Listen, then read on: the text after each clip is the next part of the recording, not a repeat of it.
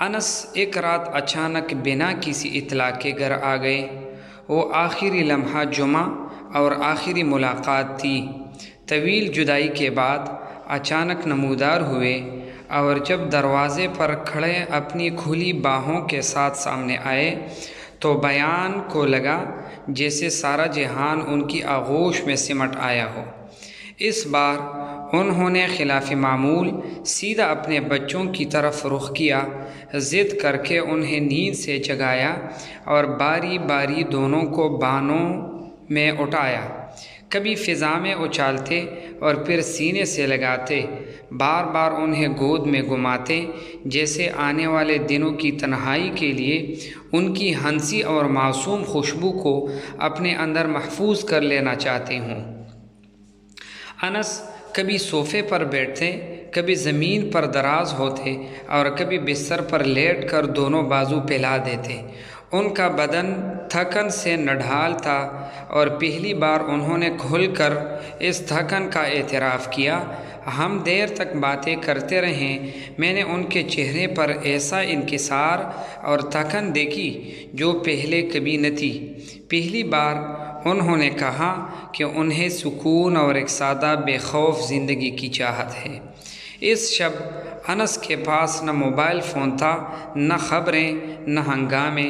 وہ صرف اپنے احساسات لے کر آئے تھے، اور گھر کی دیواروں کے بیچ ایسے پھرتے جیسے تتلی اپنی خوشبو بکھیرتی ہے۔ ان کی آنکھوں میں ایک گہرا سکوت تھا، اور آغوش میں چھپا ہوا ایک خاموش الوداع۔ میرے دل میں ایک صدا ابھری، کیا یہ آخری ملاقات ہے؟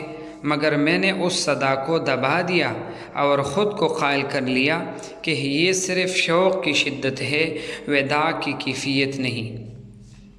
چند گھنٹے بعد انس نے رخصت ہونے کا ارادہ کیا۔ ان کے ہر قدم کے ساتھ مجھے یوں محسوس ہوتا جیسے کوئی خنجر میرے دل میں پیوست ہو رہا ہو۔ دروازے پر پہنچ کر وہ پلٹے، مسکرائے اور بولے، وعدہ ہے کہ تمہاری سالگرہ میں دوبارہ ملاقات ہوگی، تب واپس آؤں گا، اور میرے ہاتھوں میں تمہارے لیے ایک تحفہ بھی ہوگا۔ میں جانتی تھی کہ انس ہمیشہ میری خوشیوں کو ایک تہوار بنا دیتے تھے۔ بہرحال میں نے بوجھل قدموں کے ساتھ انہیں رخصت کر کے واپس پلٹ گئی، اور وہ نظروں سے اوجھل ہو گئے۔ اس ملاقات کے صرف 48 گھنٹوں بعد وہ دن آیا جسے میں اپنی زندگی کا سب سے خوبصورت دن سمجھتی تھی، میری سالگرہ، 14 اگست کا دن۔ مگر اس روز انس کسی تحفے کے ساتھ تو نہ لوٹے۔ وہ گھر تو آئے، مگر کندھوں پر سوار ہو کر، خاموش، بے صدا، نہ کوئی تحفہ، نہ کوئی حیرانی، نہ کوئی بغل گیری۔ مجھے صرف 1 منٹ دیا گیا کہ اپنے محبوب شوہر کا آخری دیدار کر سکوں۔ میں نے روتے ہوئے کہا، کفن کھولو، میں ان کا چہرہ دیکھنا چاہتی ہوں، ان کے رخسار پر الوداعی بوسہ ثبت کرنا چاہتی ہوں۔ مگر قریب موجود لوگوں نے انکار کیا، کیونکہ انس کی آنکھیں باقی نہیں رہی تھیں۔ میں نے کپ کپاتے ہاتھوں سے کفن پر اپنا چہرہ رکھا اور زاروں قطار رونے لگی۔ اس کا جسم سرد ہے، مگر گوشت اب بھی نرم ہے۔